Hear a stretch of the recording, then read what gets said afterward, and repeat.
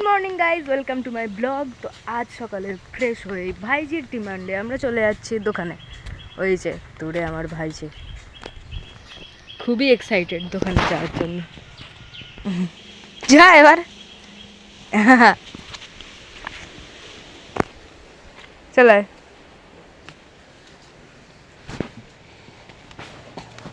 মাথায় পড়বে।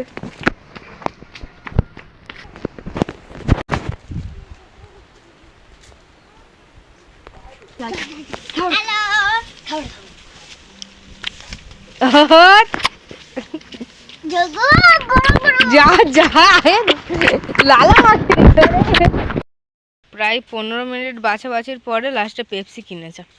এখন ব্রেকফাস্টের আইটেম করা হচ্ছে এখানে। ये मेरा अनोखा स्टाइल है शोषा काटार। अच्छा देखिए देखिए बोलते मेरे को तो सर दिया।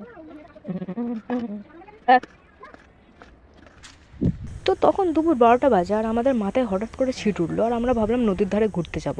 তো আমি, আমার মা আর মাসি বেরিয়ে পড়লাম নদীর ধারে ঘুরতে। মাথায় ছিট ওঠায় রোদের মধ্যে অক্লান্ত পরিশ্রমের পর রাস্তার মধ্যে দিয়ে আমরা ঘাম ঝরিয়ে একটা বন্ধ হব দোকান থেকে বিরিয়ানি কিনে হাঁটতে শুরু করলাম নদীর ধারের উদ্দেশ্যে।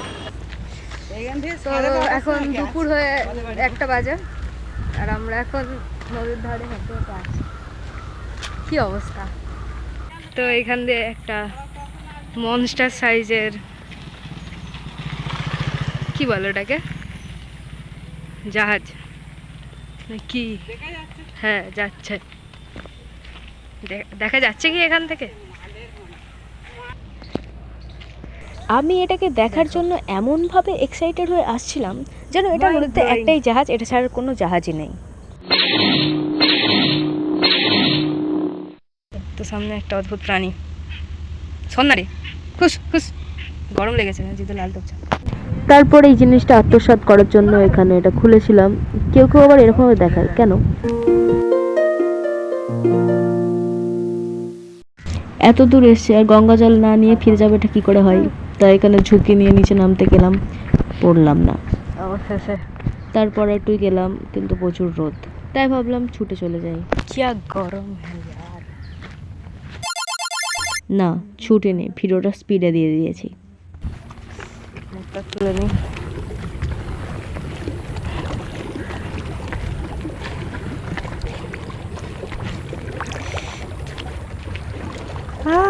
ঠান্ডা।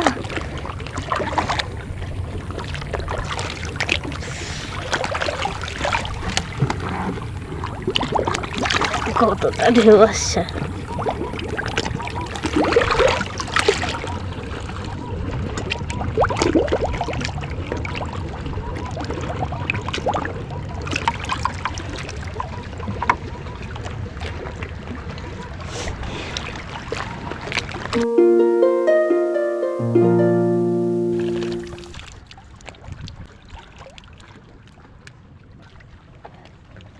কি বুঝলে, আমি ক্যামেরা করছিলাম, ওদিকে দেখছিল, তাই আমি লজ্জা পেয়ে উঠে এলাম। এত খাটাখাটনি শেষে লাস্টে ভাবলাম চলো ঘরে ফেরা যাক, তাই উঠে এলাম। এবার ঘরে যাচ্ছি।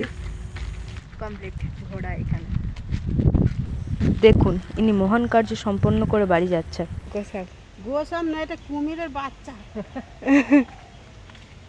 কুমির কুমির আমার। এত খাটাখাটনির পর যখন আমাদের শরীরে এখনো এনার্জি বাকি ছিল, আমরা শপিং করে নিয়েছি। তারপর আর কারোর কাছে কোনো এনার্জি ছিল না। আল্লাহ বিবি হয়ে গেছে।